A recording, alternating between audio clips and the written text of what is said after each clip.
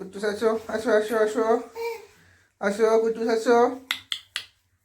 আয় জিগি জিগি জিগি জিগি জিগি জিগি জিগি জিগি জিগি জিগি জিগি জিগি জিগি জিগি জিগি জিগি জিগি আসো আসো আসো আসো আসো আসো আসো আসো আসো জিগি জিগি জিগি জিগি জিগি আসো আসো। বসে পারো বসে পারো বসে পারো বসে পারো। এদিকে আসো এদিকে আসো এদিকে আসো এদিকে আসো এদিকে আসো। টুটুরি আর টুটুরি টুটুরি তাই তাই করো তাই তাই তাই তাই। তো হ্যালো বন্ধুরা, welcome to another episode of তুলি অ্যান্ড কুট্টুস লাইফস্টাইল ব্লগ। আজ আমরা সবাই মিলে আবার বেরিয়ে পড়েছি। ইয়ে, আজকে আমরা যাব দামোদরের পাড়ে হাওয়া খেতে। যদিও এই ঠান্ডায় হাওয়া খাওয়াটা আমাদের টার্গেট নয়, তাও অনেকদিন বাড়ি থেকে বেরোনো হয়নি। ওদের খুব মন খারাপ করছে, বাড়িতে বেরোনোর জন্য কুট্টুস ছটফট করছে বলতে পারো। তাই সব কিছু সোয়েটার জড়িয়ে কেমন খরগোশ সেজে বেরিয়েছে দেখো। এই ঠান্ডায় ওদের নিয়ে একটা ভয় থেকেই যায়, কিন্তু তাও বলতে পারো ওরা ভালো আছে। বেশিরভাগ সময়টা যদিও ঘরের মধ্যে থাকে, তাও আমার মায়ের কিছু হোম রেমেডিস এবং টুকটাক ওষুধের দৌলতে ওরা ভালো আছে। বেশি ভাবনা চিন্তা না করে আমরা আবার বেরিয়ে পড়েছি আমাদের বাড়ির একদম কাছে দামোদরের ব্রিজে। সেই ব্রিজের নিচে আমরা কিছুক্ষণ বসবো, ঘুরবো, মজা করব, করে বাড়ি ফিরবো। দেখো, এটা আমাদের উদয়নারায়ণপুরের দামোদর ব্রিজ।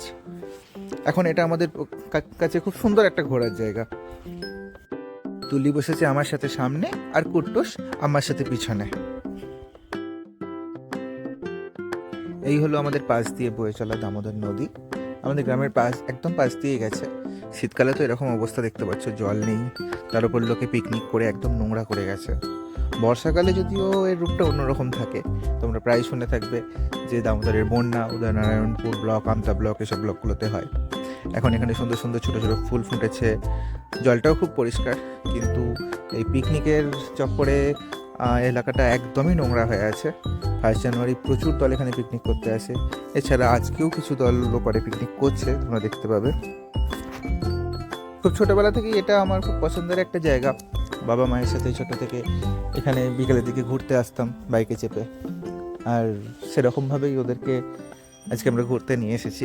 বিকেলে কিছুক্ষণ বসে একটু গল্প করে বাড়ি চলে যাবো।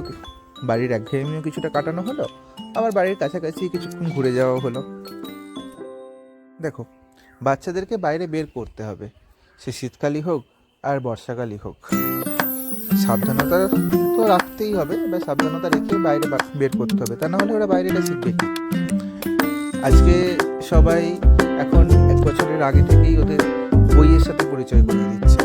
সেরকমভাবে বইয়ের সাথে যেমন পরিচয় করানো হচ্ছে, সেরকমভাবে বাইরেটাও তাদেরকে জানানো হোক, তবে তারা সব দিকটা জানতে বুঝতে শিখবে। তো বেশিক্ষণ না, ঘন্টাখানেক কাটানো হলো, এবার বাড়ি ফেরার পালা। এখানে কেক, ফুচকা আমরা খেয়েছি, ওরা হাঁ করে দেখেছে। ওদের জন্য দুধ নিয়ে আসা হয়েছিল, ওরা খায়নি, বাড়ি গিয়ে একবারে খাবে। তোমরা সঙ্গে থেকো, দেখা হচ্ছে পরের ব্লগে। অবশ্যই লাইক করো এবং সাবস্ক্রাইব করতে ভুলো না চ্যানেলটা। আর তোমার বন্ধুদের সাথে শেয়ার করো যারা বাচ্চাদের দুষ্টুমি দেখতে ভালোবাসে।